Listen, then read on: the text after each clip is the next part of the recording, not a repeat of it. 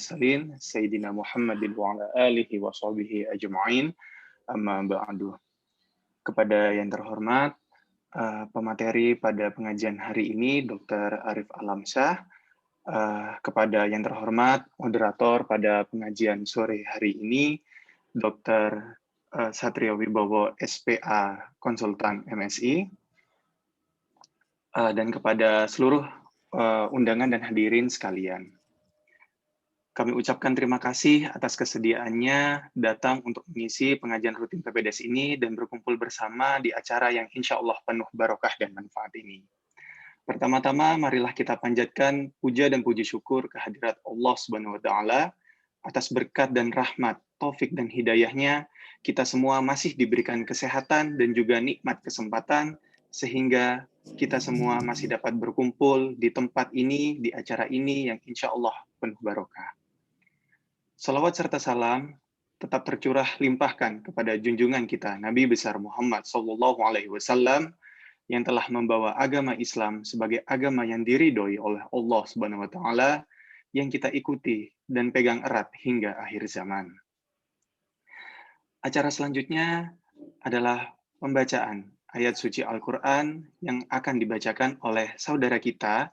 Pembacaan ayat Al-Quran akan dibacakan oleh Dr. Iqbal, PPDS dari Divisi Pulmonologi, dan juga Sari Tilawah akan dibacakan oleh Dr. Syarif, PPDS dari Divisi Pediatri.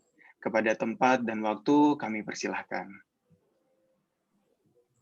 Bismillahirrahmanirrahim. Assalamualaikum warahmatullahi wabarakatuh. A'udzu billahi minasyaitonir rajim. Bismillahirrahmanirrahim. Walladzina kafaru lahum naru jahannam la yuqda 'alaihim fayamutu wa la yukhaffafu 'anhum min 'adzabiha kadzalika najzi kulla kafur wa hum yastarikhuna fiha rabbana akhrijna na'mal salihan ghairal ladzi kunna na'mal awalam nu'ammirkum ma yatadhakkaru fihi man tadhakkaru wa ja'akumun nadhir fadhuqu fama lizzalimina min nasir innallaha alimu ghaibis samawati wal ardh innahu alimun bidzatis sudur huwallazi ja'alakum khulaifa fil ardh faman kafara fa'alaihi kufruh wala yazidul kafirina kufruhum 'inda rabbihim illa maqta wala yazidul kafirina kufruhum illa khasara. Shadaqallahul 'azim.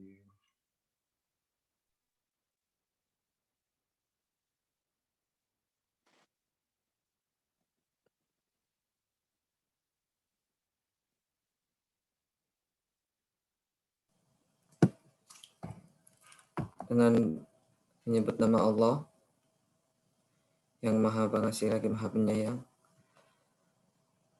Katakanlah, sesungguhnya Tuhanku melapangkan rezeki bagi siapa yang Dia kehendaki dan membatasinya bagi siapa yang Dia kehendaki. Tetapi kebanyakan manusia tidak mengetahui. Dan bukanlah harta atau anak-anakmu yang mendekatkan kamu kepada kami, melainkan orang-orang yang beriman dan mengerjakan kebajikan. Mereka itulah yang memperoleh balasan yang berlipat ganda atas apa yang telah mereka kerjakan. Dan mereka aman sentosa di tempat-tempat tinggi di dalam surga. Dan orang-orang yang berusaha menentang ayat-ayat kami, melemahkannya, menggagalkan azab kami, mereka itu dimasukkan ke dalam azab. Katakanlah, sungguh Tuhanku melapangkan rezeki dan membatasinya bagi siapa yang Dia kehendaki di antara hamba-hambanya, dan apa saja yang kamu infakkan, Allah akan menggantinya dan dialah pemberi rezeki yang terbaik. Terima kasih.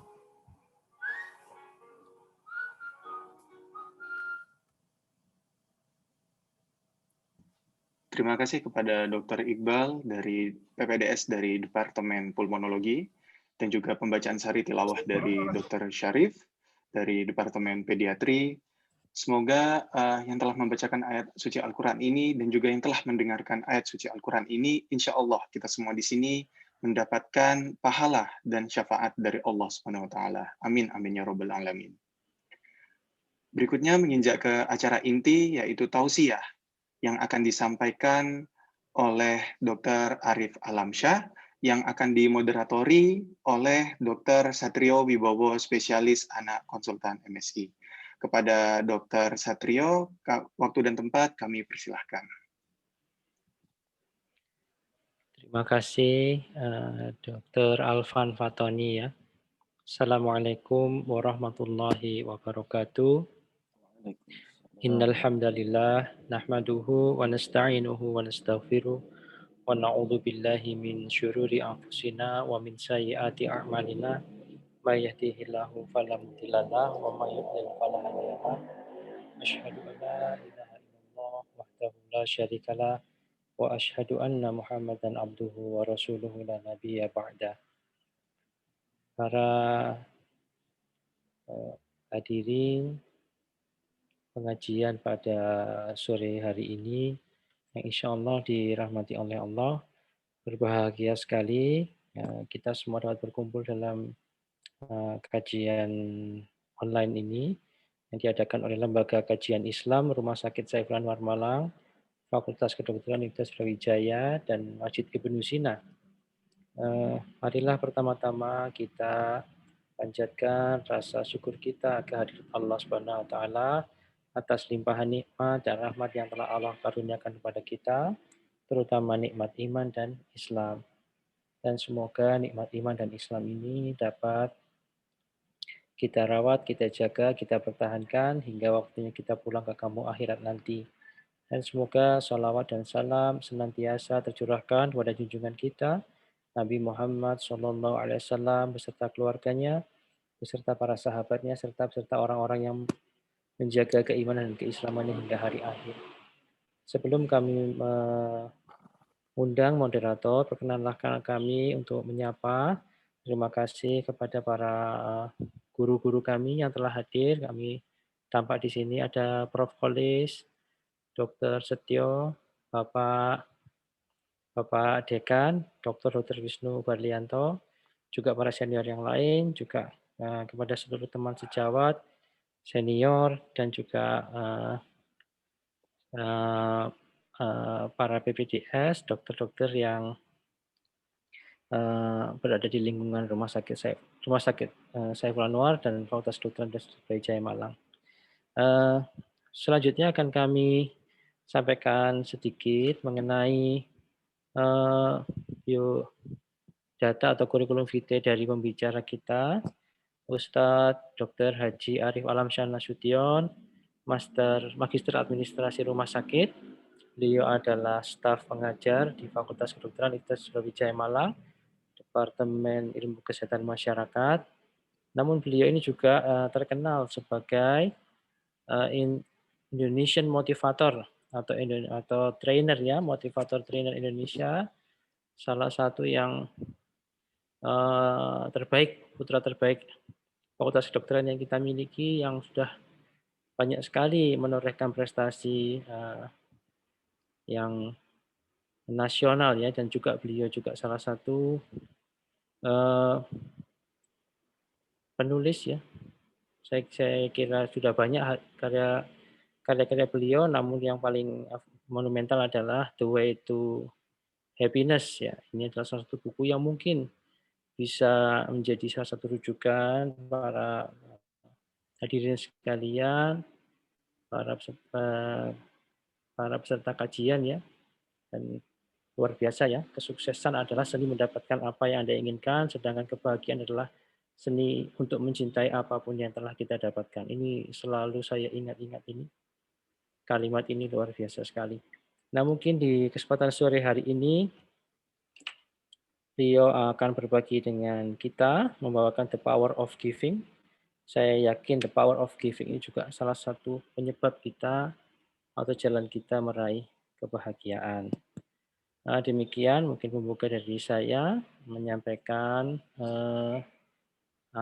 amanat dari panitia. Selanjutnya kami persilakan Ustadz Arif untuk menyampaikan tausiahnya. Assalamualaikum warahmatullahi wabarakatuh. Assalamualaikum warahmatullahi wabarakatuh. Terima kasih Dr. Rio, Dr. Satria Wibowo dari Departemen Ilmu Kesehatan Anak, luar biasa. Terima kasih sudah mengantarkan kami untuk bisa berbagi dalam kajian online pada sore ini. Suara saya jelas ya, Dr. Rio ya? Ya, insya Allah jelas. Insya Allah jelas. Alhamdulillah. Ini sebetulnya kebalik ini, mestinya Dr. Rio yang pembicara, saya moderator ini. Terlalu merendah ini. Masya Allah ya. Masya Allah, moga-moga silakan. Saya juga ingin menyapa para senior guru-guru. Surprise ada Prof. Kholis, Masya Allah ya. Saya dulu di IKK kulit kelamin kebetulan yang menguji Prof. Kholis. Jadi terima kasih Prof sudah bersedia untuk hadir. Ada juga Dr. Setio, ada Dr. Andi, ada Pak Dekan. Terima kasih Pak Dekan. Di sela-sela kesibukannya sudah hadir juga. Saya lihat tadi Prof. Yuyun juga dari radiologi ya, Dekan Fakultas Kedokteran UIN juga hadir. Dan semua senior yang nggak bisa saya sebut satu persatu, serta PPDS, dan mungkin ada tenaga kesehatan lain, perawat, bidan, dan seterusnya. Ya. Saya merasa terhormat ya bisa berbicara di depan senior-senior semuanya. Tentu tidak ingin mengajari, tetapi setidaknya sharing ya, dan apa yang saya sampaikan ini lebih banyak untuk mengingatkan diri saya sendiri. Ya. Tadi sudah disinggung oleh Dr. Rio tentang masalah kebahagiaan. Memang kebahagiaan ini bukan satu titik ya, tapi sebuah journey, sebuah perjalanan. Saya kira kita semua mengalami pasang surut kehidupan. Kalau kita tidak punya pegangan yang kuat, ya tentu mungkin kondisi kita hari ini tidak seperti ini. Kadang-kadang ada ujian-ujian yang mengguncang hidup kita, tapi insya Allah ketika kita melihat orang-orang yang barangkali tidak seberuntung kita, ya tidak bisa melihat, tidak bisa mendengar, tidak bisa berjalan, ya maka lebih banyak yang harus kita syukuri sebetulnya dalam hidup ini. Baik, pada kesempatan ini saya akan bikin share screen untuk sharing tentang masalah power of giving. Sudah bisa kelihatan ya, Dr. Rio ya? Bisa, Ustaz. Tafadhol. Alhamdulillah. Jazakallah khair. Oke, saya menyesuaikan judulnya saja berbahasa Inggris ya. Jadi kekuatan memberi ya, atau dalam bahasa Al-Qur'annya itu bersedekah ya. Jadi memang dalam Islam itu ada pengaturan-pengaturan, ada yang sifatnya wajib, ada yang sifatnya sunnah ya. Wajib seperti misalnya zakat, ya, itu adalah pemberian kita yang wajib. Dan zakat itu aturannya memang strict ya, termasuk dalam rukun Islam ada 8 asnaf saja yang bisa menerima zakat ya. Yang kadang-kadang kita lupa, jadi kita tidak boleh mencampur baurkan antara zakat dengan infak atau sedekah. Biasanya badan amin zakat itu sudah tahu, dan kita betul-betul harus diniatkan mana yang zakat, mana yang infak sedekah, ya kira-kira seperti itu. Nah, saya ingin mulai dari sebuah kisah ya. Kisah ini diceritakan oleh Ibnu Katsir ya dalam tafsirnya ketika menafsirkan surat Al-Hasyr ayat 10. Jadi dikisahkan oleh Ibnu Katsir ada seorang tabi'in namanya itu Sufyan Ats-Tsauri rahimahullah taala ya. Jadi Sufyan Ats-Tsauri ini seorang tabi'in yang terkenal sekali, dan Sufyan Ats-Tsauri ini sebetulnya adalah yang dulunya orang yang mohon maaf penuh dengan kemaksiatan, yang kemudian beliau bertobat dan menjadi seorang ulama besar di kalangan tabi'in. Nah, beliau pernah bercerita seperti ini. Satu saat, kata beliau, saya sedang bertawaf di Masjidil Haram. Nah, ketika bertawaf itu, saya mendengar ada orang yang mengeraskan doanya berulang-ulang. Pada putaran pertama, Orang ini terus saja mengulang-ulang doa itu. Ya. Pas putaran kedua juga diulang-ulang lagi doanya. Putaran ketiga diulang-ulang lagi doanya. Ya, sampai kemudian Sufyan Ats-Tsauri ini menghampiri orang tersebut. Apa yang dibaca oleh orang tersebut? Ya, ini yang menarik nih. Rupanya orang itu mengulang-ulang doa ini. Allahumma qini syuhha nafsihi. Ya Allah, peliharalah aku dari sifat kikir. Kalau bahasa Malangnya itu medit ya. Ya Allah, peliharalah aku dari sifat kikir. Allahumma qini syuhha nafsi. Itu diulang-ulang selama 7 kali tawaf itu. Dan ternyata ya para hadirin, yang mengulang-ulang doa itu adalah seorang sahabat yang terkenal, yaitu Abdurrahman bin Auf radhiyallahu taala anhu. Jadi Abdurrahman bin Auf ini adalah sahabat yang dijamin masuk surga. Jadi beliau ini termasuk satu dari 10 orang sahabat yang dijamin masuk surga. Ya kan ada 4 khulafaur rasyidin, kemudian Abdurrahman bin Auf, Zubair bin Al-Awwam, Abu Ubaidah ibn al-Jarrah, ya, dan yang lainnya, ya ada 10 orang. Nah, Abdurrahman bin Auf ini adalah seorang sahabat yang kaya raya, ya, kayanya itu luar biasa. Dan beliau ini orang yang tidak hanya kaya raya, tetapi sangat dermawan. Ya, ternyata salah satu yang menyebabkan Abdurrahman bin Auf ini menjadi kaya raya, disebutkan di banyak sirah itu, Abdurrahman bin Auf ini adalah sahabat yang kalau bisnis tuh nggak pernah gagal gitu. Kalau istilahnya orang sekarang itu bejo ya. Orang yang selalu beruntung. Ternyata rahasianya ada di doa ini. Ya, karena sebetulnya beliau ini mengamalkan salah satu ayat Al-Qur'an. Nanti ada di belakang ayatnya ya. Jadi beliau itu senantiasa berdoa Allahumma qini syuhha nafsi itu di depan Ka'bah. Nah, ini perlu kita hafal nih doa ini ya. Allahumma qini syuhha nafsi, Allahumma qini syuhha nafsi. Kita ulang-ulang, ya Allah peliharalah aku dari sifat kikir.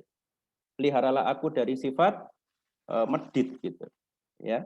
Nah, ini sebuah gambaran saja. Saya mencari beberapa literatur.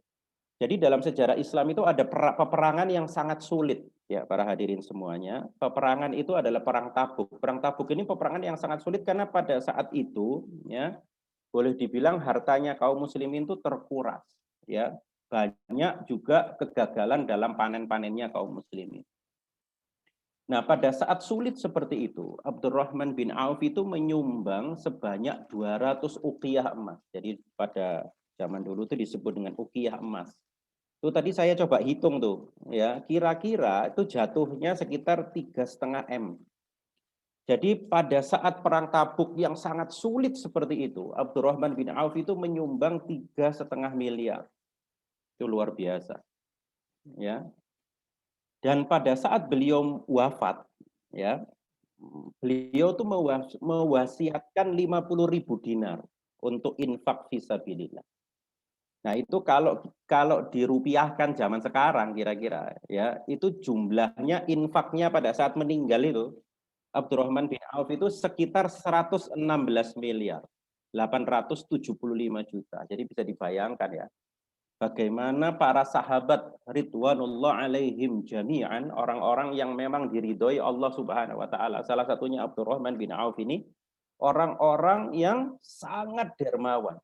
Kalau sekarang ini kan luar biasa ya, orang bisa mewasiatkan 116 miliar, 3,5 miliar, tentu bukan jumlah yang sedikit. Ya, apalagi saat bisa dibayangkan misalnya saat-saat corona gitu ya, saat-saat pendapatan orang itu turun, justru Abdurrahman bin Auf itu memelopori ya untuk menyumbang dana sebesar 200 uqiyah emas. Nah, ini faedah sedekah yang pertama. Saya pilih-pilih aja yang kira-kira penting aja ya. Jadi untuk kita semuanya ini menjadi salah satu renungan buat saya terutama pribadi. Kalau kita ingin jadi orang yang beruntung, maka kita ini harus jadi orang yang banyak memberi dan hindari sifat medit atau sifat kikir. Jadi apa yang dibaca oleh Abdurrahman bin Auf itu tadi sebetulnya mengamalkan surat ini, surat At-Taghabun ayat 16. Wa may yuqa syuhha nafsihi faulaika humul muflihun. Jadi siapa yang dipelihara Allah dari kekikirannya, maka dialah orang yang bejo. Kalau bahasa Jawanya kira-kira begitu. Kan katanya orang pinter, orang kuat, ya, orang hebat tuh kalah sama satu orang, namanya orang bejo, kan begitu ya. Jadi kalau kita ini mau jadi orang yang bejo, mau jadi orang yang beruntung, dimudahkan segalanya oleh Allah Subhanahu wa taala di dunia wal akhirah, maka kita minta sama Allah Subhanahu wa taala dipelihara dari sifat kikir, dipelihara dari sifat medit, gitu ya. Wa may yuqashuha nafsihi faulaika humul muflihun. Allahumma kini suha nafsi, itu tadi doa dari Abdurrahman bin Auf. Ya. Karena begini, para hadirin sekalian, kadang-kadang kita itu sudah merasa sudah berusaha, tapi kok nggak datang-datang ya apa yang kita inginkan. Ya, kadang-kadang kita ini sudah berusaha keras, ikhtiar gitu ya, tapi kok kita belum mendapatkan apa yang kita inginkan. Nah, barangkali sebabnya adalah karena kita tidak termasuk orang yang beruntung. Dan kalau kita periksa hati kita, bisa jadi ya kita ini termasuk orang-orang yang kikir, orang-orang yang menahan harta, ya. Kira-kira demikian. Nah, kalau kita baca, ini ada YouTube-nya juga nih, saya kebetulan suka lihat YouTube orang-orang yang dari bawah kemudian dia sukses ya. Saya kaget ya, sekarang itu kan lagi sering istilahnya crazy rich gitu ya. Orang yang kayanya itu nggak karu-karuan gitulah, punya jet pribadi ya. Rumahnya itu kayak istana berlapis emas. Nah, di Pondok Indah Jakarta itu ada crazy rich-nya. Pondok Indah itu padahal sudah orang kaya-kaya ya. Nah, ini orang kaya, paling kaya di Pondok Indah, bisa dibayangkan kayanya kayak apa. Itu namanya HM Fitno ini. Ya. Jadi dia itu kalau kita cari di Google, pernah diwawancarai di YouTube ini, dia mengatakan apa? Salah satu yang membuat dia sukses adalah karena dia rajin bersedekah. Ya, jadi dia ini dulu tukang jual bumbu dapur di pasar ya, di Pangkal Pinang, ya kan? Sampai kemudian dia memiliki nggak tahu gimana caranya ya, dia itu ditunjukkan oleh Allah sebuah jalan sampai dia kemudian menjadi salah satu pembangun infrastruktur telekomunikasi terbesar di Indonesia. Ya, jadi ini partnernya perusahaan telekomunikasi untuk membangun tower dan seterusnya itu perusahaannya Fitno ini. Ya, sampai kemudian dia menjadi orang yang sangat kaya sekali. Dan saya kaget ketika ditanya, ya salah satu resepnya dia bisa beruntung dan menjadi orang yang sangat kaya ini adalah karena dia rajin bersedekah. Dalam kalimat-kalimat di YouTube-nya tuh dia ngomong begini. Ketika ditanya oleh pewawancaranya, kenapa kok bersedekah? Kata beliau tuh karena sedekah itu menunjukkan rasa syukur kita kepada Allah Subhanahu wa taala. Dan kita ingat ada ayat yang sangat terkenal, ketika kita bersyukur kepada Allah Subhanahu wa taala, maka Allah akan tingkatkan kenikmatan yang diberikan kepada kita. Ya, Masya Allah, luar biasa sekali.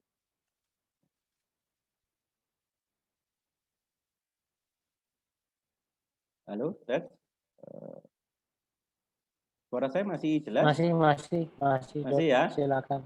Soalnya mohon Masih, maaf ini masih. kayaknya internet saya agak kurang stabil ini hari ini. Oke. Sekarang faedah yang kedua. Silakan. Insya Allah lancar ya. Faedah yang kedua ini adalah sedekah itu obat penyakit jasmani dan rohani. Ini ada hadisnya ya. Hadis ini memang ada yang mendoifkan, tetapi dihasankan oleh Syekh Albani. Ya. Jadi hadis ini dihasankan oleh Syekh Albani dalam Shahihul Jami'. Dawu mardokum bisodaqah. Obatilah orang yang sakit di antara kalian dengan sodaqah. Nah, ini luar biasa. Jadi kalau kita misalnya sakit, selain kita berusaha secara medis, ada usaha yang penting ya, yang diajarkan oleh Rasulullah SAW adalah kita diminta untuk banyak-banyak bersedekah. Ya, jadi kita diminta banyak-banyak bersedekah. Dawu mardokum bis sodaqah. Obatilah orang-orang yang sakit dengan cara bersedekah. Ya, Masya Allah ini. Ada sebuah kisah ya diceritakan oleh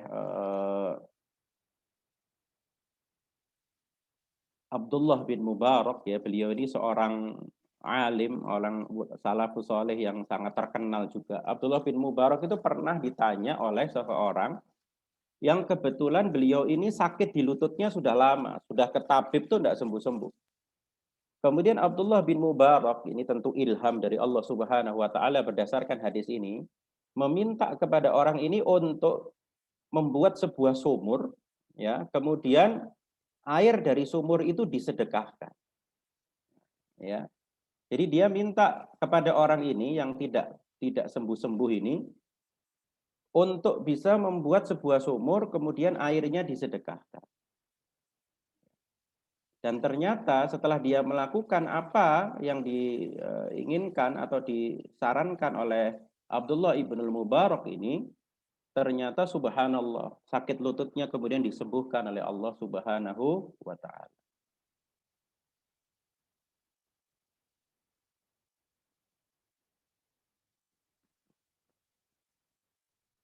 Halo, tes, Mas Rio masih bisa terdengar? Masih terdengar? Ya? Masih. Oke, alhamdulillah. Bentar, saya tadi stop share takutnya nggak terdengar. Baik. Jadi ini hadis yang perlu kita ingat-ingat ya, dawu mardokum bisodaqah. Obatilah orang-orang yang sakit dengan sedekah. Ini faedah sedekah yang kedua. Jadi hari ini saya bahas dua saja. Yang pertama adalah ketika kita bersedekah, maka kita akan menjadi orang-orang yang beruntung. Ya. Dan ketika kita bersedekah, insya Allah kalau kita punya penyakit baik jasmani maupun ruhani, ya, kita akan disembuhkan oleh Allah Subhanahu wa taala. Rasulullah SAW ini penyakit fisik ya. Rasulullah SAW juga pernah membuat atau menyampaikan sebuah sabda yang sangat panjang ya. Bahwa nanti di akhir zaman umat Islam itu seperti buih di lautan gitu. Ya, pada saat itu para sahabat bertanya kepada Rasulullah SAW, kenapa ya Rasulullah pada saat itu ke umat Islam seperti buih? Apakah karena mereka ini jumlahnya sedikit? Ternyata kata Rasulullah tidak. Ya, mereka ini jumlahnya tidak sedikit, justru jumlahnya sangat banyak. Ya, tetapi kita, kata Rasulullah, umat Islam di akhir zaman ini terkena sebuah penyakit yang namanya wahan. Wahan itu kalau diartikan di hadis itu sebagai hubbud dunya wa karahiyatul maut. Jadi penyakit wahan itu adalah cinta dunia dan takut mati. Ya. Kalau dalam ilmu psikologi itu biasa disebut dengan attachment, sikap kemelekatan. Jadi saya itu banyak baca buku psikologi kebahagiaan para hadirin semuanya. Dan ada satu ternyata akar orang itu nggak bahagia. Apa itu? Dia itu terlalu melekat sama dunia. Terlalu melekat sama harta, terlalu melekat sama apa? Terlalu melekat sama harta, terlalu melekat sama mobil, bahkan mobilnya berat sedikit aja marahnya udah nggak karu-karuan. Terlalu melekat sama anak, terlalu melekat sama gelar. Ketika kita terlalu melekat sama kedudukan, maka pada saat itu sebetulnya kebahagiaan kita sudah berkurang. Ya, kenapa? Karena orang yang melekat pada sesuatu biasanya dia akan mempersyaratkan sesuatu kepada kebahagiaannya gitu. Saya akan bahagia kalau mobil saya sudah seharga 450 juta misalnya gitu ya, bukan berarti dilarang ya. Jadi tidak ada larangan dalam Islam untuk jadi orang kaya. Buktinya Abdurrahman bin Auf itu kaya, cuman jangan melekat sama harta. Ya kan? Makanya kalau kita mau bahagia, ya ganti kata karena menjadi walaupun gitu. Ini yang paling gampang ya untuk merubah shifting pemikiran kita dan hati kita. Saya bahagia karena saya punya deposito 1 miliar misalnya begitu. Ya, diganti. Saya juga bahagia walaupun tabungan saya 100 juta. Saya juga bahagia walaupun, jadi kata karena diganti dengan walaupun. Supaya kita tidak terkena hubbud dunia ini. Ya. Atau yang sering saya sampaikan ya di kajian-kajian yang lain, rubah kata aku menjadinya. Ya, ini yang paling gampang. Rubah kataku menjadinya. Oh, itu mobilku. Rubah menjadi oh, itu mobil karunia darinya. Nya di sini adalah Allah Subhanahu wa taala. Ya. Oh, itu anakku. Bukan, itu anak titipan darinya. Itu anak karunia darinya. Jadi mengubah kataku menjadinya itu aja sudah membuat kita melepas kemelekatan kita dengan dunia. Ya. Banyak orang yang akhirnya ya justru tidak mendapatkan kebahagiaan walaupun hartanya banyak, bukan karena hartanya itu berkurang, karena dia terlalu melekat dengan dunia. Hubbud dunia ini yang tadi kemudian berujung pada sifat kikir, ya, hubbud dunia.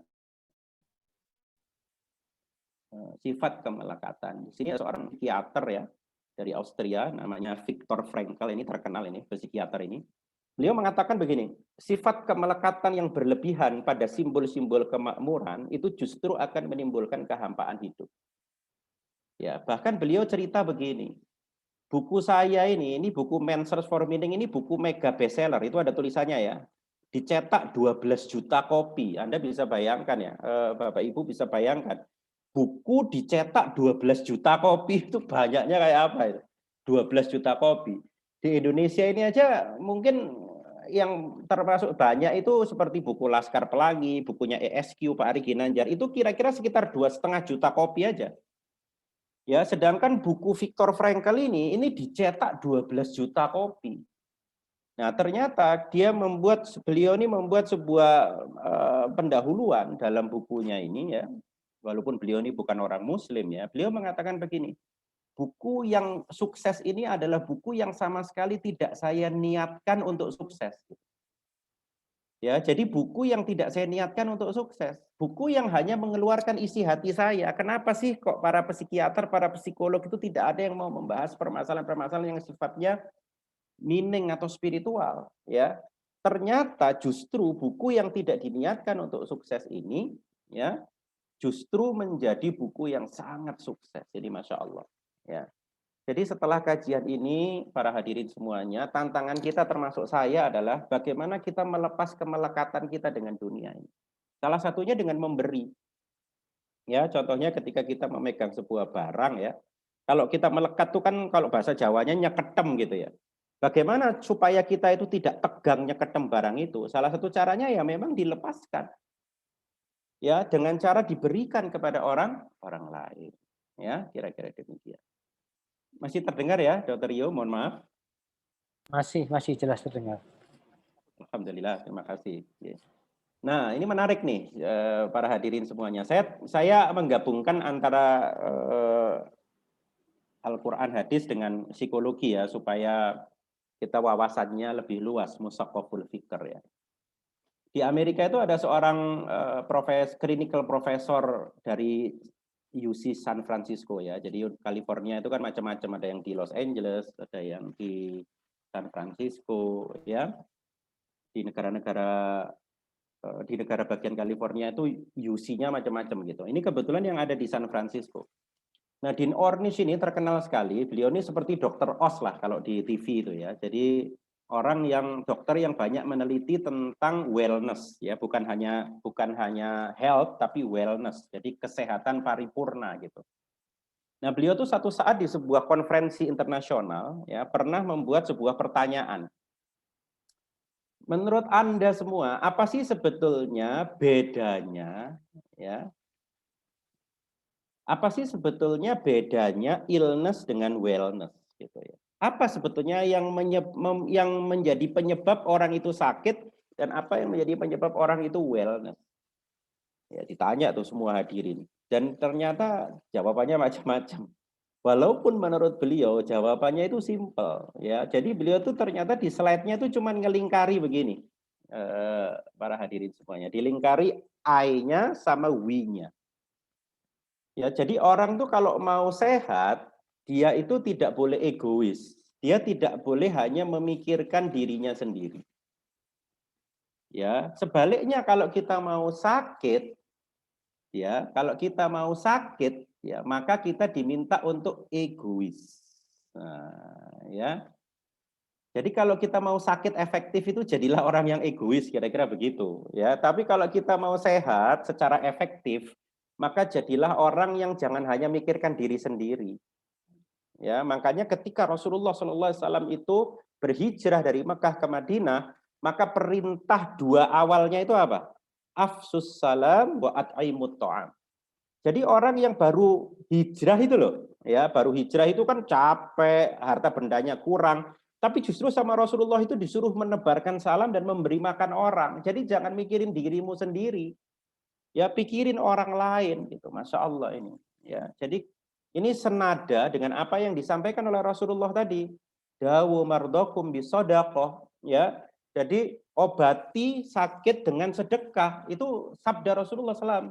Dan ternyata dibuktikan oleh pengetahuan-pengetahuan modern sekarang bahwa orang yang wellness-nya bagus adalah orang yang mau untuk memikirkan banyak orang di sekitarnya, ya. Jadi bukan hanya orang yang memikirkan dirinya sendiri.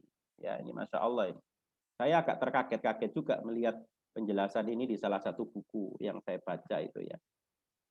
Dan WHO, kalau ada teman-teman di sini mungkin psikiater, psikolog, tentu ingat ya. Saya masih ingat sekali kuliahnya Dr. Rukani dulu waktu kuliah itu. Ada 8 ciri sehat jiwa dari WHO itu. Salah satunya kalau nggak salah yang nomor 6 deh. Jadi orang yang sehat jiwa itu adalah orang yang dia lebih puas memberi daripada menerima. Ini sesuai dengan hadis Rasulullah bahwa tangan di atas, ya TDA, tangan di atas itu lebih afdol, lebih baik daripada tangan di bawah. Ya, jadi salah satu ciri-ciri sehat jiwa dari WHO adalah lebih puas memberi daripada menerima. Ya, Masya Allah. Nah, ini juga ada di bukunya David Hamilton bahwa kebaikan itu membuat kita bahagia, jantung lebih sehat, ya, membuat kita lebih awet muda, ya. Jadi para hadirin, terutama yang perempuan itu kalau mau glowing, ya, tidak hanya perawatan dari luar, tapi juga perawatan dari dalam, ya. Tidak hanya pakai masker bengkoang, tomat, timun, kates, duren, kesemek, gitu ya. Tapi juga harus mau untuk banyak memikirkan dan memberi, berbuat baik, gitu, ya. Jadi ketika orang itu berbuat baik, ya, maka menurut riset-riset yang dikumpulkan oleh David Hamilton ini, maka orang itu akan memperlambat penuaannya, Insya Allah ini, ya, dan meningkatkan hubungan menjadi lebih baik. Dan ini yang menarik, perbuatan baik itu menular. Jadi ketika kita berbuat baik, ya, maka perbuatan baik itu akan ditiru oleh banyak orang di sekitar kita. Ya, kira-kira begitu. Makanya bersedekah itu disembunyikan atau terang-terangan tidak dilarang. Asalkan ketika terang-terangan, ya, kita diminta untuk menjaga niat dan hati kita. Ya, kira-kira begitu ya. Nah, apa saja sih sedekah-sedekah yang utama?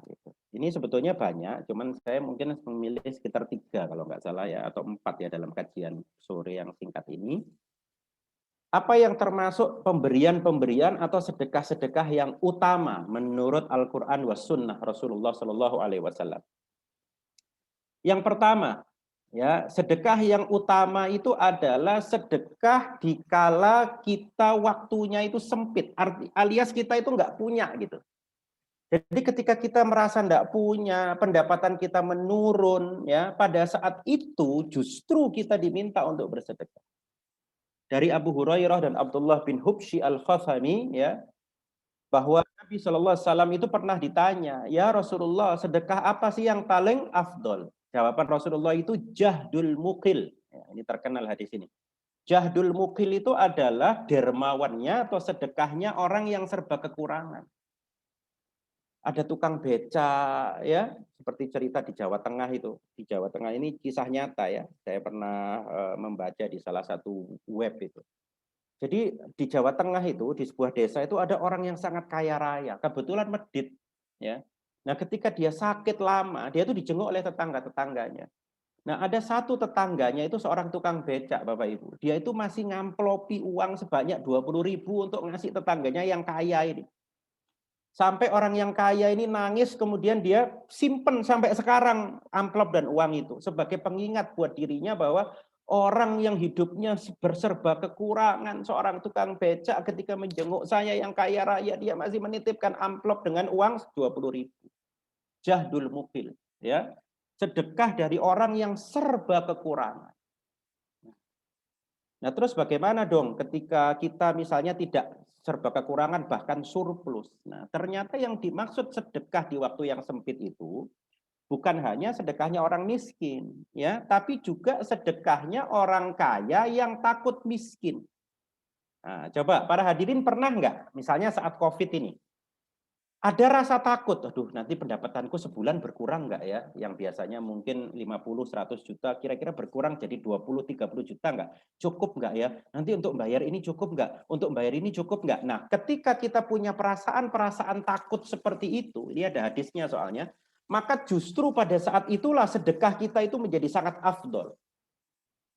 Ya, di sini Rasulullah SAW ya ditanya oleh sahabat, ya hadis ini muttafaqun alaih, diriwayatkan oleh Imam Bukhari dan Imam Muslim, sedekah mana yang paling besar pahalanya? Rasulullah menjawab, pada saat kamu masih sehat tapi ada perasaan pelit. Nah, jadi ketika ada perasaan pelit, tak tokno enggak yo, tak tokno enggak yo, sedekah enggak yo, pada saat itu langsung sedekah. Itu sedekah yang paling afdol.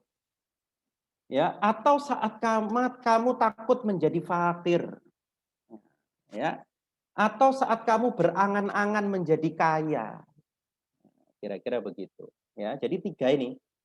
Ya, jadi saat kita sehat disertai rasa pelit, saat kita takut menjadi fakir, dan saat kita berangan-angan menjadi kaya. Waduh, nanti kalau tak sedekahno kira-kira aku gak duwe omah gitu. Misalnya begitu ya. Pada saat begitulah justru sedekah itu menjadi sangat afdol para hadirin semuanya. Saya yakinlah semua kita itu pernah merasa hati kita itu sempit. Bukan karena kita nggak punya loh ya. Tapi karena kita itu dihinggapi rasa takut menjadi miskin. Ya, karena pikiran itu kan kadang membesar-besarkan masalah yang sebetulnya tidak besar ya. Nah, pada saat itu kata Rasulullah SAW, justru kita diminta untuk bersedekah. Jadi saat kita itu nyesek mau ngeluarin uang ini takut. Nah, pada saat itu justru harus dipaksa untuk dikeluarkan. Ya, ini Masya Allah hadis ini. Ya, jadi pada saat kita takut justru untuk bersedekah, takut nggak punya, takut nggak makan, justru pada saat itulah kita diminta untuk bersedekah kepada orang-orang yang membutuhkan. Ya, Masya Allah ini luar biasa. Masih terdengar ya, Dr. Yo? Mohon maaf, saya cek terus ini. Masih. Alhamdulillah, jazakallah khair. Baik, berikutnya ini pernah saya bahas di Saiful Anwar waktu khutbah Jumat ya. Alhamdulillah setelah itu ada beberapa dokter yang kalau ketemu saya itu menyampaikan tentang ini sudah alhamdulillah gitu ya. Karena memang saya ketika menyampaikan sedekah subuh di beberapa masjid, ya itu banyak cerita di balik sedekah ini. Ya. Pernah saya sampaikan seperti ini di salah satu masjid dekat rumah saya ini ya, saya sebut aja Masjid As-Salam lah gitu ya. Saya pernah ngisi di Masjid As-Salam antara maghrib isya itu. Saya nyampaikan khusus tentang sedekah subuh ini. Ya. Jadi sedekah subuh adalah sedekah yang dikeluarkan sejak adzan subuh sampai dengan terbitnya matahari. Itu namanya sedekah subuh. Ya, jadi pada saat saya ceramah di Masjid As-Salam itu, saya ceramah sedekah subuh, sebulan kemudian saya lagi sholat jamaah di sana, tiba-tiba ada yang menghampiri saya, seorang mahasiswa. Dia bilang gini, dok, saya alhamdulillah dok, terima kasih. Saya itu ketika dokter menyampaikan sedekah subuh, terus terang saya tuh enggak punya uang. Dia seorang mahasiswa yang kebetulan karena nggak mampu ngekos, dia tinggal di rumah pamannya di Malang ini. Ya. Jadi dia tuh nggak punya apa-apa, tapi dia itu bagi ya uang yang dia punya itu selalu dia bagi supaya dia setiap hari itu bisa sedekah subuh. Jadi dia datang ke masjid sedekah, setiap subuh dengan uang yang dia bagi tiap hari itu. Jadi intinya tiap harinya itu bukan jumlahnya. Qadarullah wa masa'a katanya 2 minggu setelah dia sedekah subuh itu, padahal dia nggak ada niat apa-apa. Ya dia cuma pengen ngikuti sunnah Rasul aja. Ya. Ketika dia sedekah subuh itu, tiba-tiba ada telepon dari kampungnya. Dia kebetulan orang Sumatera Utara. Dia cerita dia sama saya di Masjid As-Salam ini.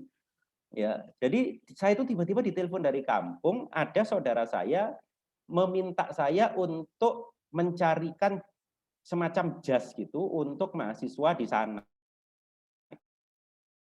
Kebetulan ada universitas baru gitu. Dia nggak ada pengalaman konveksi, akhirnya dia coba ke pasar besar, akhirnya dia ketemu rekanan, ya, sampai kemudian Masya Allah, dia itu bisa mendapatkan keuntungan yang jauh lebih besar dan tidak dia sangka-sangka. Ya, seperti yang disampaikan oleh Allah dalam surat At-Tariq gitu ya, At-Tolak gitu ya. Wa may yattaqillaha yaj'al lahu makhraja. Ya, wa yarzuqhu min haitsu la yahtasib. Ini sedekah subuh ini kalau bisa mulai besok terutama yang laki-laki kalau ke masjid ya lakukan ya. Dan tiap hari, jangan sampai enggak. Ya, saran saya, walaupun rasanya berat ya. Ya, ini pengalaman saya pribadi ya, terus terang aja ya. Kadang-kadang begini teman-teman semuanya itu. Allah itu menguji kita. Saya aja pribadi misalnya, pas lihat dompet ya. Misalnya ini contoh aja. Biasanya kita sedekah 50.000 itu. Misalnya setiap hari gitu ya. Ternyata pas lihat dompet itu enggak ada pecahan 50.000, adanya semuanya 100.000. Nah, kira-kira kita mau sedekah subuh enggak? Nah, di situ akan tergabung dua keafdolan. Yang pertama, afdoliyah dari yang pertama tadi, ketika kita takut miskin, takut enggak punya, sama afdoliyah sedekah subuh. Pada saat itu justru saran saya, keluarkan lebih banyak daripada biasanya. Jangan 100, kalau bisa sekalian 200. Kalau kita biasa sedekah subuh 50.000. Ya, nah kalau yang ibu-ibu wanita ya, katanya Syekh Ali Jabel almarhum ini ya, beliau ada salah satu ceramah beliau yang panjang membahas tentang sedekah subuh ini ya. Jadi kata beliau untuk ibu-ibu kalau bisa ada semacam celengan, ditulisi sedekah subuh gitu. Ya, dan setiap subuh itu dimasukkan. Ya, apa dalilnya sedekah subuh ini? Ini Masya Allah sedekah subuh ini harus diamalkan ini ya. Jadi kata Rasulullah Shallallahu Alaihi Wasallam dalam hadis yang diriwayatkan oleh Imam Bukhari dan Imam Muslim dari sahabat Abu Hurairah radhiyallahu taalaan, muttafaqun alaih hadis ini. Setiap pagi itu ada dua malaikat yang turun. Ya, setiap pagi itu ada dua malaikat setiap subuh itu. Ya, yang satu ya itu mengatakan begini, Allahumma a'ti munfiqan khalaqa. Ya Allah, berilah ganti pada dermawan yang menyedekahkan hartanya. Ya. Jadi ketika kita sedekah subuh, maka kita didoakan oleh malaikat. Ini yang membuat sedekah subuh ini sangat afdol. Ya. Sedangkan orang yang subuh itu nggak mau bersedekah karena kekikiran, ya, apalagi sudah mendengar kajian ini tetap nggak mau sedekah subuh, karena takut miskin, merasa kurang dan seterusnya, maka ada malaikat yang mengancam orang ini. Allahumma a'ti mumsikan talafa. Dan malaikat satu lagi mengatakan, ya Rob, wahai Allah, musnahkan harta si bakhil ini. Nah, Masya Allah ya. Jadi kita didoakan jelek oleh malaikat. Jadi justru malaikat ini mendoakan supaya harta kita dimusnahkan oleh Allah Subhanahu wa Ta'ala.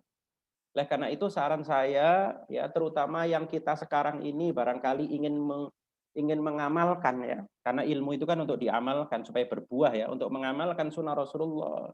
Apalagi kita sekarang sedang sempit hidupnya, lagi ada banyak masalah. Mulai besok saya sarankan jangan sampai hendak sedekah subuh. Dan ketika masukkan sedekah itu niatkan semata-mata karena Allah, serahkan kepada Allah biar Allah yang ngasih hadiah terbaik dari sedekah ini apa.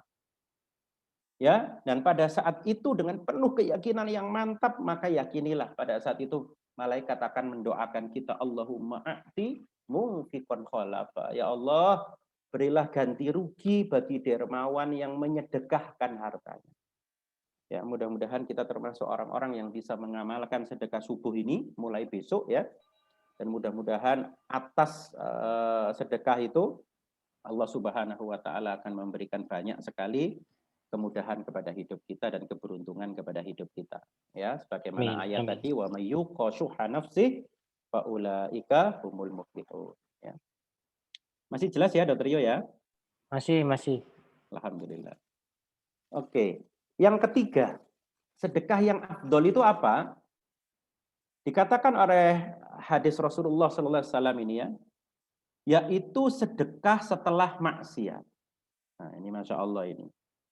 Dan sedekah itu dapat menghapus dosa sebagaimana air dapat memadamkan api. Ini hadis riwayat Imam Tirmidzi disahihkan oleh Syekh Muhammad Nasiruddin Al-Albani dalam Sahih Sunan At-Tirmidzi. Jadi kalau kita ya mau untuk dihapuskan dosa-dosanya ya, dalil umumnya kan al-hasanat yudhibna sayyi'at ya dalam surat Hud itu. Kebaikan akan menghapuskan kejelekan. Ini juga disarankan oleh para ulama ya. Jadi kalau kita habis bersedekah, habis maksiat, sedekah. Misalnya, mohon maaf ya, seorang laki-laki gitu ya, melihat sesuatu yang diharamkan, setelah itu sedekah. Maksiat apalagi gitu, sedekah gitu ya. PPDS habis nyontek gitu, selain tobat sedekah gitu ya. Habis melakukan sesuatu yang tidak benar gitu, sedekah ya kan. Yang kadang-kadang yang tahu kan cuman kita kan ya. Orang lain nggak tahu, kita sama Allah saja yang tahu. Ya. Sehingga ketika kita nanti mau bermaksiat, kita akan diingatkan itu dengan sedekah kita itu. Oh iya ya, habis ini aku harus bermaksiat. Apalagi kalau habis maksiat besar, sedekahlah yang besar. Ya, supaya kita itu betul-betul menunjukkan penyesalan kita kepada Allah Subhanahu wa taala. Ya, ini juga afdolnya luar biasa. Jadi bersedekahlah setelah selesai maksiat. Contoh dalam kitab Minhajul Qasidin, Mukhtasar Minhajul Qasidin yang ditulis oleh Ibnu Qudamah itu ada terjemahannya ya. Jadi satu saat Umar bin Khattab, ya ini sangat masyhur cerita ini, ya dan ini termasuk sunnah khulafaur rasyidin ya dalam hadis Rasulullah itu kan dikatakan addu 'alaiha bin nawajid. Jadi kita diminta untuk menggigit dengan geraham. Apa yang digigit? Alaikum bisunnati wa sunnatil khulafa'ir rasyidin. Kita diminta untuk mengikuti sunnah Rasulullah dan sunnah para khulafa'ur rasyidin. Salah satunya Umar bin Khattab ini. Jadi diceritakan di Minhajul Qasidin itu, Umar bin Khattab itu pernah bekerja ya di kebunnya dan dia lupa terlewat karena dulu kan barangkali adzan tidak terdengar sangat jauh ya karena tidak ada speaker ya. Jadi Umar ini khilaf sampai tidak sholat jamaah asar dan sudah melihat 2 bintang di langit, artinya sudah mau maghrib, langsung istighfar dan kemudian Umar bin Khattab ini untuk menghukum dirinya, apa yang dia lakukan? Beliau mensedekahkan semua pohon yang sedang sedang digarapnya, semua kebunnya itu yang sedang digarap itu, Masya Allah ini. Ya, coba bayangkan ya, kalau kita misalnya punya mobil gitu, terus mobil kita melalaikan kita dari sholat, kita sedekahkan mobilnya gitu. Saya yakin besok nggak akan ketinggalan sholat lagi itu. Ya, jadi sholat jamaah maksudnya. Jadi sholat Umar bin Khattab itu saking ya, dia itu nggak pernah meninggalkan sholat jamaah. Ya, ketika dia meninggalkan sholat jamaah sekali aja kebunnya dijual. Wah, ini luar biasa ya. Kita mampu nggak kayak begitu ya? Kita punya mobil 3, sholat jamaah subuh terlambat, jual mobil 1 gitu kan. Sholat jamaah duhur terlambat, jual mobil 1 lagi. Saya yakin besok nggak akan terlambat lagi. Ini namanya iqob. Ya. Jadi Umar bin Khattab ini sunnah khulafaur rasyidin itu sampai begitu. Jadi padahal kan sebetulnya bukan maksiat yang besar ya dalam tanda kutip ya kalau menurut orang sekarang, kalau menurut para sahabat ya meninggalkan sholat jamaah itu kan bagi mereka adalah kelalaian yang sangat besar, bagi kita mungkin biasa ya. Nah bagi mereka ini meninggalkan sholat jamaah ini buat beliau ya maksiat, apalagi beliau ini sahabat utama ya, dan ternyata untuk mengingatkan dirinya dan menghapus dosanya itu dia mensedekahkan semua kebunnya. Wah, ini Masya Allah sekali ya, luar biasa. Makanya kita tidak bisa mengikuti para sahabat itu seperti itu. Yang keempat ini terakhir barangkali ya sebelum kita diskusi. Yang keempat ini adalah sedekah yang afdol itu bersedekah kepada orang tua. Kalau kayak Dr. Rio, Prof. Polis, Dr. Setio yang sering ke Saudi ya, sering umroh itu, pasti sering lihat nih pemandangan kayak begini nih. Apalagi pada saat haji. Jadi seorang anak yang menggendong orang tuanya. Masya Allah. Mudah-mudahan kita masih sempat ya untuk bisa melakukan ketaatan seperti ini. Masya Allah. Jadi salah satu bentuk sedekah itu adalah memberi orang tua. Ini jangan dilupakan. Ya, memberi orang tua. Dan kalau bisa memberinya itu rutin gitu. Walaupun orang tua kita itu kaya. Ya, saya ingat ceramahnya atau khutbahnya Ustadz Abdul Somad kalau nggak salah ya. Saya pernah dengar cuplikannya itu. Barang siapa yang meratukan ibumu, maka Allah akan menjadikan engkau raja dan ratu di dunia. Artinya kasih ibu kita, walaupun ibu kita tuh jauh lebih kaya daripada kita gitu. Bukan permasalahan kaya rayanya itu. Ya, tapi persoalan kita itu ingin menunjukkan ketaatan kita kepada Allah dan Rasul-Nya dengan bersedekah kepada orang tua. Apa dalilnya? Nah, ini ada dalam surat An-Nisa. Ya, menurut Ustadz saya itu ini sebetulnya urutan, ya. Menurut ustadz-ustadz yang tempat saya ngaji itu, saya beberapa kali mengkaji ayat ini. Jadi sering kan sedekah yang afdol itu sebetulnya kepada siapa dulu sih? Ini ada dalam surat An-Nisa ini. Ya, ayat 36. Nanti bisa dilihat. Wa'budullaha wa la yusyriku bihi syai'a wa bil walidaini ihsana. Jadi kalau kita mau tahu mana urutan sedekah, itu urutannya kayak begini. Jadi yang pertama adalah kita diminta bersedekah itu pertama justru sama orang tua dulu. Ya, wabil walidaini ihsana wabidil qurba, baru kepada kerabat. Ya, anak yatim itu urutan ketiga. Jadi jangan anak yatim dulu, kalau bisa orang tua dulu, ya, kemudian karib kerabat, baru anak yatim, gitu loh. Ya kecuali kalau kita memang berlebih, semuanya kita kasih kan begitu kira-kira. Ya, wal yatama wal masakin. Nah, kalau anak yatim sama orang miskin duluan mana? Kalau menurut ayat ini, dulu kan anak yatim dulu baru orang miskin. Ya, jadi ayat ini adalah urutan sebetulnya. Wal yatama wal masakin wal jari dzil qurba wal jaril junub.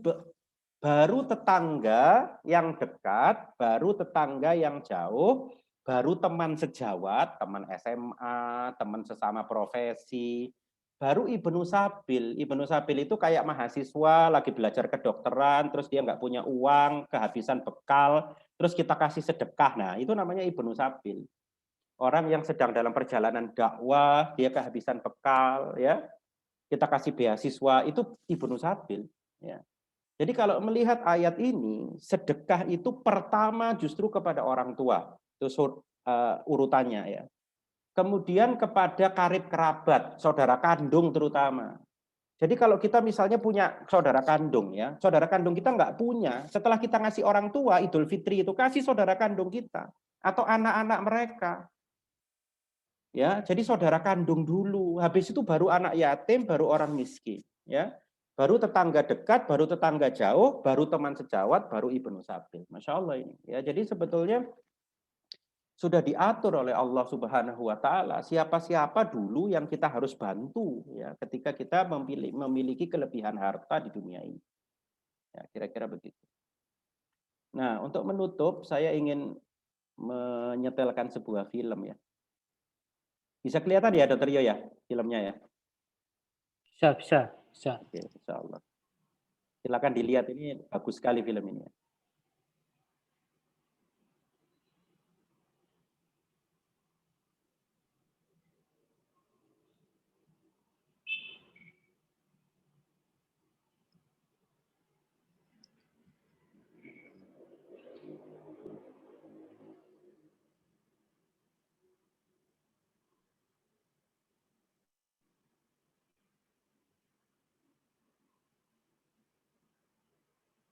Jadi ada seorang ibu ya di Amerika, di Dallas ya, sama anaknya, dia mau jual perhiasannya ya, karena kesulitan uang.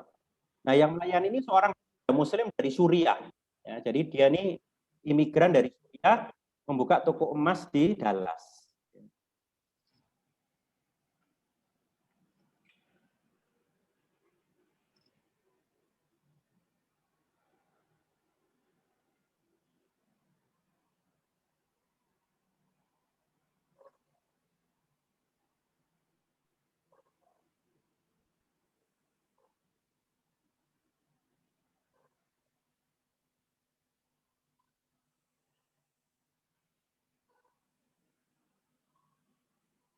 Dan ternyata subhanallahnya uangnya dikasih, kalungnya itu dikembalikan gitu. Jadi artinya pemuda ini justru memberi kepada ibu itu.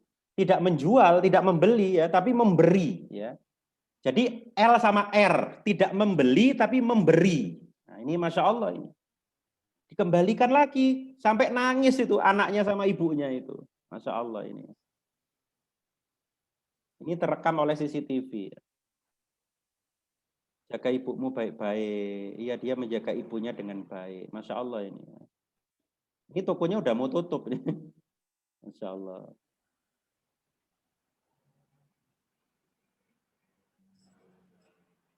Ya, luar biasa sekali ya.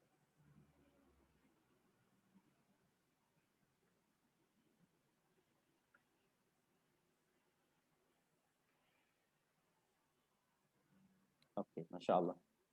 Saya ingin tutup dengan sebuah hadis Rasulullah dan ayat ya. Saya kira ini hadisnya udah sering saya sampaikan di kajian-kajian yang lain, tapi mudah-mudahan mengingatkan kita kembali ya. Siapa saja yang menghilangkan kesusahan seorang saudaranya dari beberapa kesusahan dunia, maka Allah akan hilangkan kesusahannya dari beberapa kesusahan di hari kiamat. Siapa saja yang memudahkan kesulitan, maka Allah akan memudahkan ia di dunia dan di akhirat. Jadi justru saat kita sulit itulah kita harus memudahkan orang lain. Jangan justru kita mengatakan, lah wong aku ae angel loh, kan misalnya begitu ya. Jadi justru saat sulit itu kita harus menolong orang lain. Ya. Siapa yang menutupi aib orang lain, maka Allah akan tutupi aibnya di dunia dan di akhirat. Dan Allah akan menolong hambanya selama hamba itu menolong saudaranya. Ya. Ada sebuah ayat yang luar biasa. Ya. Jadi nanti mayit itu kalau seandainya dia bisa berbicara ya, orang yang sudah meninggal itu, maka dia tidak minta untuk haji, dia tidak minta untuk umroh, ya, dia tidak minta untuk sholat atau yang lain, tidak, ya, tapi dia minta untuk apa? Untuk bersedekah. Fayaqula rabbi laula akhartani ila ajarin qarib fa asaddaqa wa akum minas sholihin. Ya Robku, kenapa engkau tidak menangguhkan kematianku sampai waktu yang dekat, yang menyebabkan aku dapat bersedekah. Walaupun ada perbedaan pendapat tafsir ayat ini, ada yang mengatakan sedekah itu secara umum kebaikan, tapi juga ada yang mengatakan sedekah ya sedekah dalam arti yang sebenarnya, memberi. Ya. Jadi mayat itu akan ditampakkan pahala sedekahnya sama Allah Subhanahu Wa Taala. Ya, ini amalku, ini sedekahmu, datang semua ya di alam kubur itu.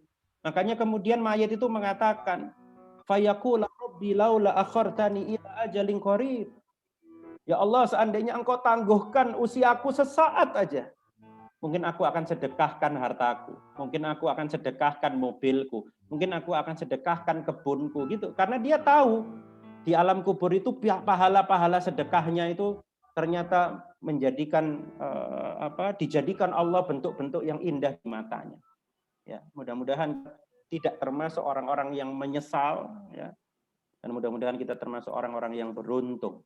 Ya, oleh karena itu saya menasihati diri saya dan para hadirin semuanya, sebelum waktu ini berakhir, ya, mari kita banyak-banyak memberi dan bersedekah di jalan Allah Subhanahu wa Ta'ala. Saya kira itu yang bisa saya sampaikan, Dr. Rio dan teman-teman para senior semuanya. Wabillahi taufiq wal hidayah. Saya mohon maaf. Assalamualaikum warahmatullahi wabarakatuh. Waalaikumsalam warahmatullahi wabarakatuh. Jazakallah khairan katsira. Semoga Allah membalas semua kebaikan-kebaikan dari nasihat-nasihat dari Dr. Arif ini dengan menggantinya dengan kebaikan yang banyak. Ini mohon maaf Dr. Arif, ini ada sesi tanya jawab rupanya ya. Oh ya. Kita lanjutkan dengan sesi tanya jawab. Tapi sebelumnya, Masya Allah, saya sendiri luar biasa pertemuan kita sore hari ini, bahwa rupanya sedekah itu memang bukan suatu perintah ataupun semata-mata keinginan, tetapi rupanya lebih pada kebutuhan kita sebagai umat manusia ya. Iya. Dan sedekah di waktu yang sulit, sedekah pada saat kita sehat tapi fakir, sedekah saat kita takut kekurangan, angan-angan berangan-angan jadi kaya, ini mengingatkan saya waktu PPDS dulu ya. Berarti ini ada 4 keafdolan berkumpul di PPDS ini barangkali. Masya Allah. Iya. Harus banyak sedekah PPDS. Tapi itu saya ya, enggak tahu yang lain nanti. Nah, baik, ini sudah banyak pertanyaan yang masuk, Dr. Arif, tapi waktu kita mungkin terbatas hingga sampai pukul 5 sore. Kita akan bacakan beberapa, mudah-mudahan bisa terjawab. Dari yang pertama dari Ibu Neni. Assalamualaikum Ustaz, jika kita mau bersedekah ketika tertimpa penyakit, apakah harus kita sebutkan sedekah niatan sedekah ini karena sakit atau cukup di dalam hati? Monggo. Ya, sebetulnya niat itu tempatnya di dalam hati, ya. Tetapi kalau itu menimbulkan kemantapan, ya itu bisa diungkapkan secara lisan, ya. Dan yang pertama saya ingin ingatkan pada diri saya dan Bu Neni adalah ingat bahwa yang pertama harus diniatkan sedekah itu mengikuti sunnah Rasulullah. Karena itu hadis kan tadi ya. Jadi sembuh itu hadiah itu. Ya, sembuh itu hadiah. Jadi tujuannya mengikuti sunnah supaya kita memang betul-betul mendapatkan berkahnya mengikuti sunnah Rasulullah. Karena memang yang menyuruh kita untuk mengobati sakit dengan sedekah itu Rasulullah Shallallahu Alaihi Wasallam. Dawu ma'akum bisodakoh itu. Ya. Jadi diniatkan demikian. Ya kadang-kadang kita salah memprioritaskan niat itu kan boleh banyak ya, tapi harus dibuat prioritas supaya kita dapat keutamaan yang lebih besar. Kira-kira begitu, Dr. Yo. Baik. Baik, terima kasih, Dr. Dan yang kedua, Assalamualaikum Dr. Arif, saya Iraki, Dr. Iraki ini ya, PPDS dari Malang. Saya pernah membaca bahwa melakukan ketaatan untuk mendapatkan tujuan duniawi, misalnya sembuh dari sakit itu kurang tepat. Lalu bagaimana caranya agar kita benar-benar ikhlas dalam beribadah dan bersedekah? Dan apakah dengan cara dipaksa bersedekah di awal agar terbiasa? Jadi takutnya mengurangi ikhlas. Terima kasih. Sudah saya jawab sebelumnya ya. Jadi sudah prioritaskan niat.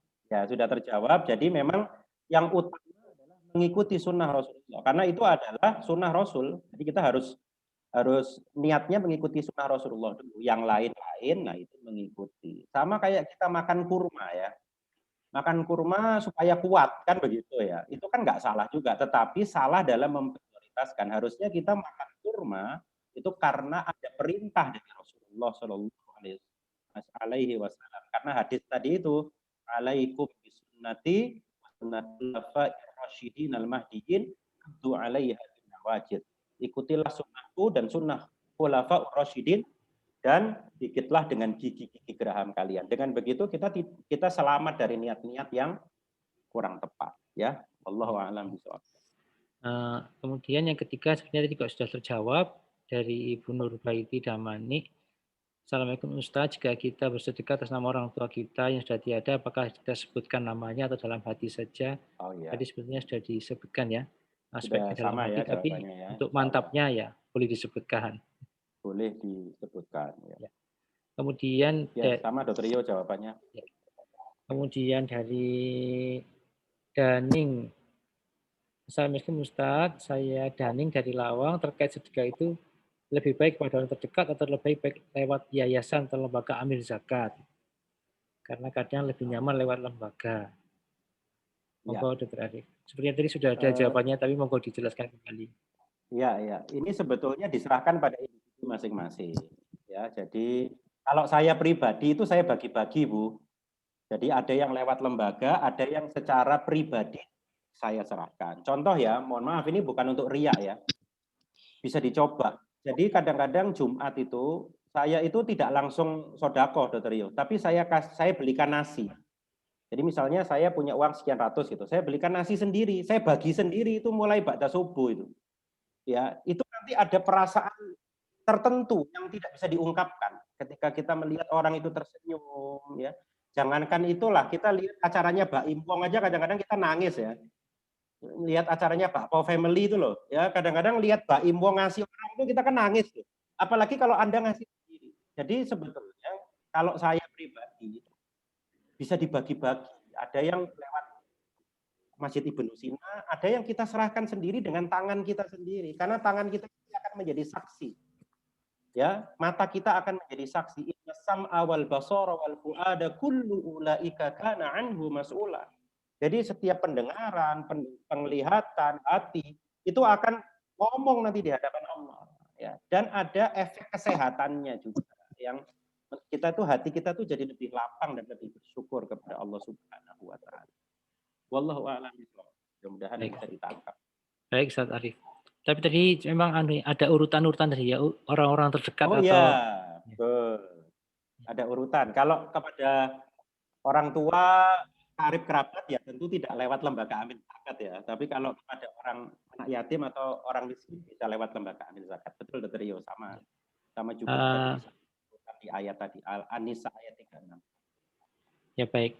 Ini juga sebenarnya sudah terjawab. Assalamualaikum dokter, sedekah subuh harus berbentuk uang atau materi? Tadi barusan dijawab oleh Dr. Arif sepertinya. Ya. bisa apa saja ya, bisa uang, bisa nasi ya. Karena gini, ada teman saya pengusaha itu ya. Ya mohon maaf, ini sama sekali bukan untuk niat keduniaan ya. Jadi teman saya pengusaha itu pernah rugi miliaran gitu ya. Rugi usahanya itu miliaran. Pertama kemudian dia minta maaf sama orang tuanya. Nah, dia merasa dia banyak salah sama orang tuanya. Yang kedua yang dia lakukan itu dia menyebutnya sedekah brutal. Walaupun saya tidak terlalu suka dengan kata-katanya ya. Sedekah brutal itu dia sedekah betul-betul di luar apa ya, pokoknya gede banget, dan dia rupakan memang dalam bentuk nasi karena dia berkeyakinan satu nasi itu satu barokah gitu ya. Jadi misalnya mau dilupakan dalam bentuk nasi ya, memberi makan orang miskin itu adalah cara lain dari sedekah subuh yang barangkali bisa kita sama-sama praktekkan insya Allah ya. Wallahu a'lam bishawab. Baik, kemudian dari mohon izin dari Adriani. Assalamualaikum Ustadz, mohon izin bertanya, sedekah terbaik adalah kepada keluarga. Namun jika sekiranya ada di sekitaran kita yang lebih membutuhkan, siapa yang didahulukan? Mohon pencerahannya. Iya. Kalau saya tetap mendahulukan keluarga, tetapi porsinya barangkali yang dirubah ya. Jadi misalnya, mohon maaf ya, misalnya kita, ini kalau dalam kondisi terbatas loh. Ya, kalau dalam kondisi berlebih ya, semuanya dikasih kalau bisa. Orang tua dikasih 10 juta, kerabat dikasih berapa gitu ya. Kemudian tetangga dikasih berapa, misalnya ini ya, contoh aja ya. Nah kalau kita berlebih ya semuanya harus dikasih, ya tidak ada prioritas di situ. Ya mungkin prioritas hanya waktu memberinya aja lah, orang tua 1, kerabat tanggal 2, yatim tanggal 3 misalnya begitu ya. Tetapi kalau kita memang dananya itu terbatas, ya, maka usahakan urutannya itu tetap dikasih, tetapi barangkali jumlahnya yang diatur. Ya. Jadi kalau kerabat kita misalnya sudah sangat mampu, ya jumlahnya diatur, ya, cari yang kira-kira paling memerlukan, karena itu insya Allah akan menjadi lebih afdol. Kerabat itu jangan diartikan hanya orang yang keluarga kandung loh ya. Kerabat tuh bisa macam-macam kan, bisa sepupu, bisa ponaan. Cari yang kira-kira di grup keluarga itu betul-betul membutuhkan. Ya, itu tanggung jawab kita itu untuk bisa membantu mereka. Ya, dan mudah-mudahan bisa jadi asbab hidayah. Ya, baru orang-orang yang tadi, ya, yang anak yatim, orang miskin dan seterusnya. Saya kira begitu. Alam bisawab. Baik, Dr. Arif. Yang berikutnya dari Dr. Ani Puryatni, spesialis anak. Assalamualaikum. Sedekah subuh yang dikumpulkan bagi ibu-ibu, apakah harus langsung disedekahkan? Apa mau dikumpulkan dulu ataukah langsung harus dibagikan mungkin maksudnya ya? Iya, iya.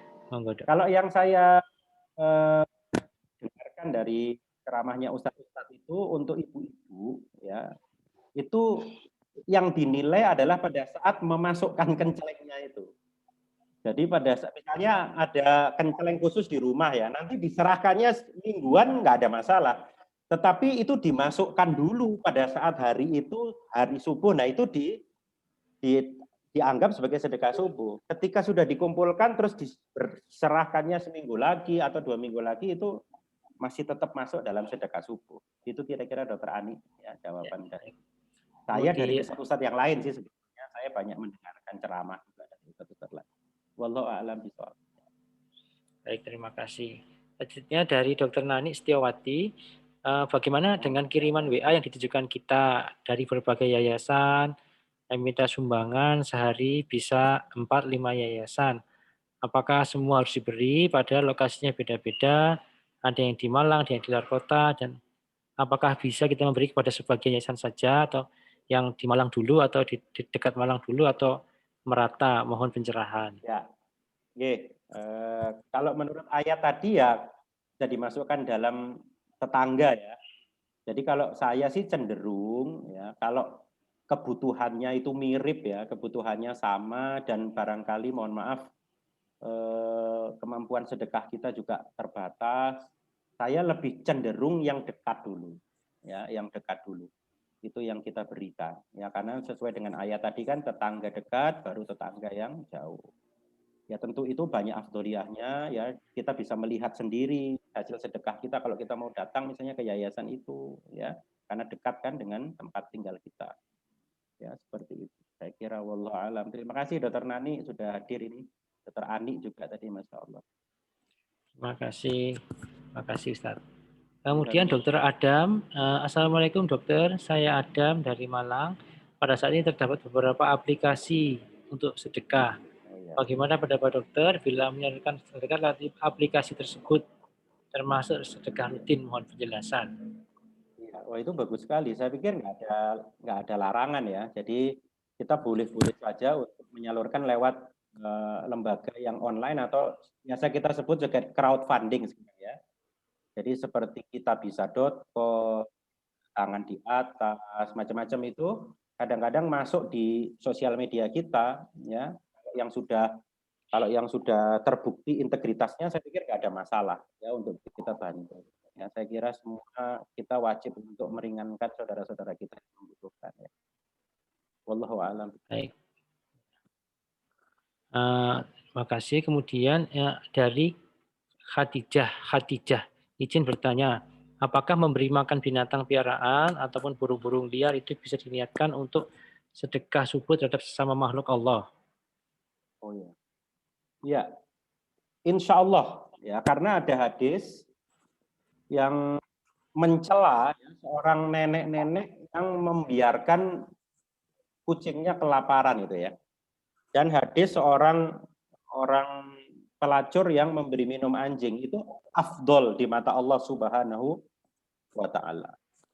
Karena Islam itu rahmatan lil alamin. Alamin di sini tidak hanya manusia tapi juga hewan, tumbuhan ya. Saya pikir mudah-mudahan insya Allah ya, itu termasuk dalam sedekah yang utama pada saat subuh. Ya, ini luar biasa. Bahkan ada sebuah, sedikit ini saya tambahkan, ada sebuah cerita bagus ya. Jadi sekitar tahun 1800-an itu kan ada kelaparan di Irlandia ya.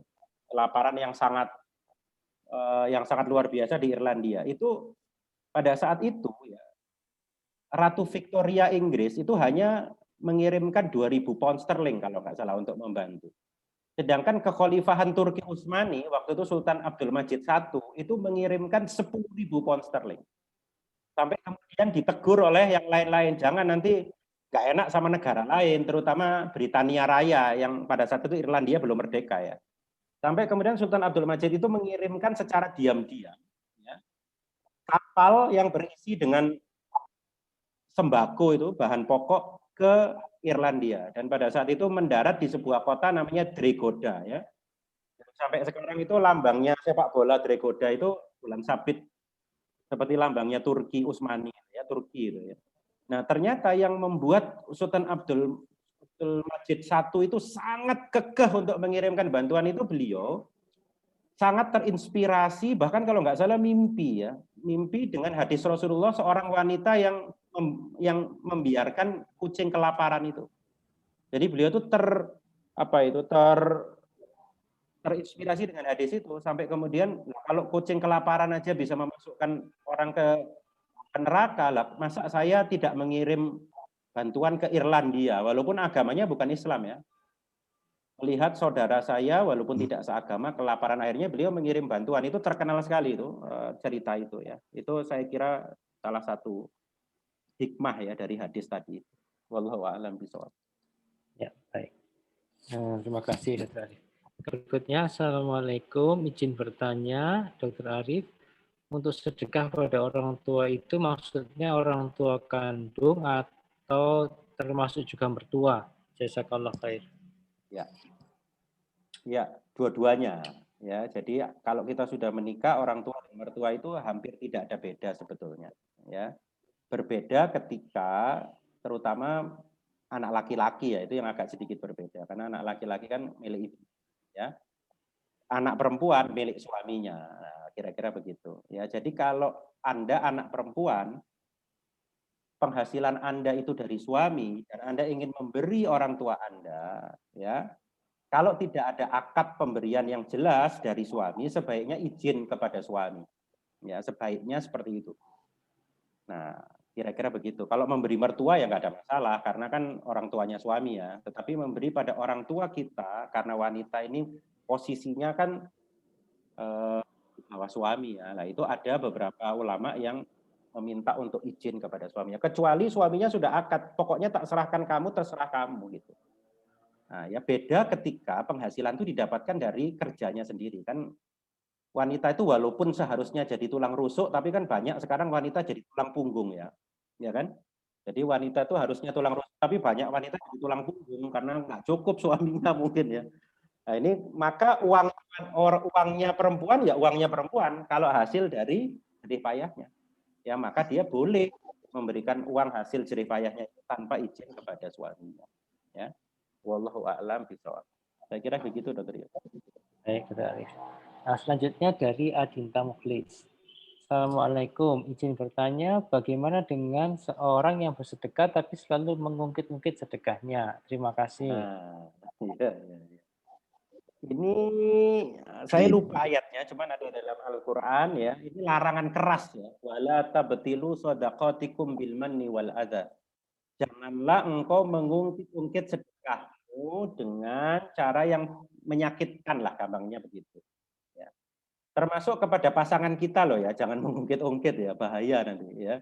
Jadi kok kan Ustaz KI montor ngono loh, nah itu enggak boleh ya. Jadi nanti jadi masalah nanti. Ustaz KI ngono loh, nah itu jadi masalah. Jadi jangan mengungkit-ungkit pemberian.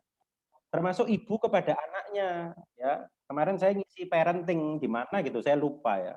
Oh bukan parenting, ngisi dosen-dosen, guru sorry di Jember kalau nggak salah ya. Ada pertanyaan begitu juga. Kan ada ibu-ibu itu kalau marah sama anaknya kan mengungkit ya. Oh ini kok aku loh sing nglairno awakmu kan gitu. Sering itu nggak boleh loh kayak begitu ya. Aku sing nglairno awakmu. Terus anak sekarang jawab, aku nggak jaluk kok. Itu anak sekarang kan itu jawabannya ya. Walaupun jawaban ini nggak boleh ya, tapi anak sekarang kan kayak begitu. Jadi hati-hati sekali dalam marah, dalam kondisi kita ini sedang tension gitu ya, ada masalah atau apa, jangan sekali-kali mengungkit pemberian. Ya. Dan termasuk mengungkit itu yang jarang kita ketahui, kita menceritakan sama orang lain, itu termasuk mengungkit itu. Iya loh, padahal DE ku tak kayak iki loh, walaupun nggak kepada orangnya, ya, tapi kepada orang lain. Dalam artian gosip itu loh, ya, gosok makin sip itu loh. Jadi kita gosip sambil menyebut pemberian kita kepada seseorang, itu tidak boleh. Ya, termasuk dalam mengungkit-ungkit sedekah. Wallahu a'lam bishawab.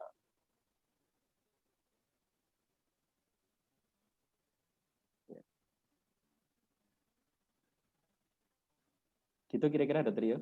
Wallahu a'lam. Ingin memandikan anaknya sehingga tidak selalu bantu, atau misal ada mahasiswa yang mohon untuk dinaikkan nilai atau dimudahkan ujiannya. Sebentar. Ini suaranya saya agak terputus. Ini mohon maaf, video saya matikan sebentar ya. Halo, tes.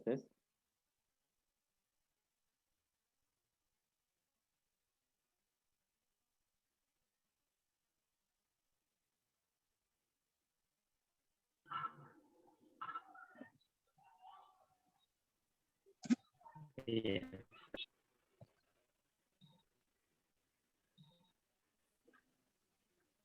Halo, Dokter Rio. Jelas suara Rio? Iya. Jelas. Saya yang agak kurang jelas ini tadi. Mohon maaf. Pertanyaannya putus, Dok. Mungkin Dokter Rio yang nggak bisa.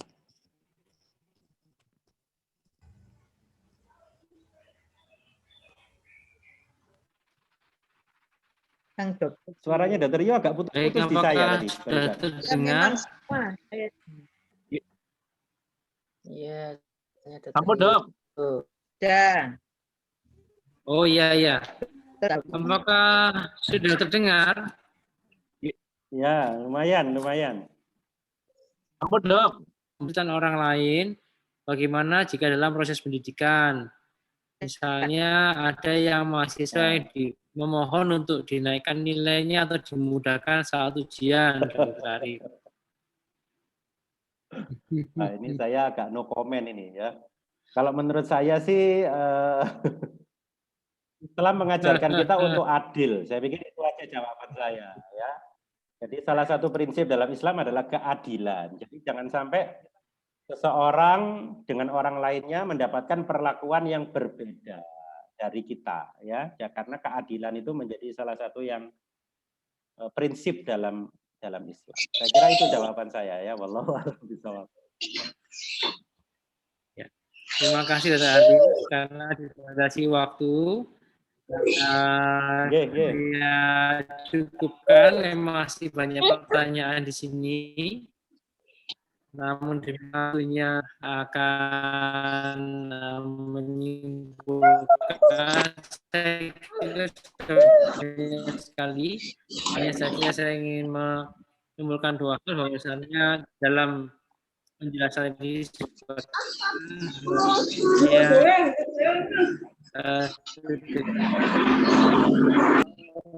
giving ya, keajaiban. Semoga kita semua diangkat kesulitan kita, diangkat penyakit kita, mendapatkan kebahagiaan, kesuksesan di akhirat dengan sedekah ini.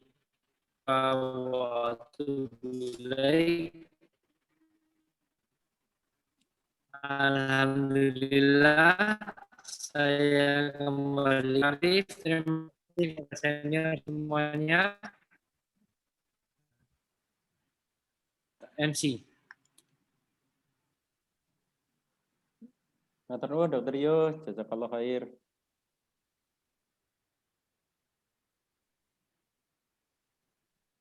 Baik, alhamdulillahirabbil alamin. Terima kasih atas ilmu dan tausiah yang telah diberikan oleh pemateri dan juga moderator. Insya Allah ilmu yang telah kita dapatkan dan telah kita terima pada sore hari ini insya Allah akan sangat bermanfaat bagi kita semua. Semoga kita dapat mengamalkan dan menjadikan diri kita menjadi pribadi yang lebih baik lagi. Alhamdulillahirabbil alamin, kita telah sampai pada akhir acara. Sebelum kita tutup acara pengajian pada sore hari ini yang insya Allah penuh barokah ini, mari kita tutup dengan pembacaan doa kafaratul majlis bersama-sama. Bismillahirrahmanirrahim. Subhanakallahumma wa bihamdika asyhadu an la ilaha illa anta. Terima kasih yang sebesar-besarnya kepada Dr. Arif Alamsyah selaku pemateri pada pengajian sore hari ini, dan juga Dr. Satrio Wibowo, spesialis anak konsultan, selaku moderator pada acara pengajian sore hari ini. Baik, acara saya tutup. Terima kasih atas kehadirannya. Assalamualaikum warahmatullahi wabarakatuh. Waalaikumsalam warahmatullahi wabarakatuh. Terima kasih semuanya, Pak Dekan, Dr. Andi, Prof. Kolis, Dr. Rio, Dr. Nani, Dr. Setio. Wah, nggak bisa saya sebut satu-satu ini.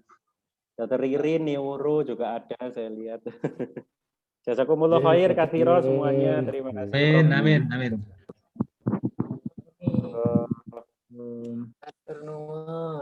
Sami, Dr. Rio, Fahrul juga. Mohon izin pamit, semuanya. Terima kasih. Dr. Herwindo ini, Masya Allah. Dr. Nani juga. Terima kasih. Assalamualaikum.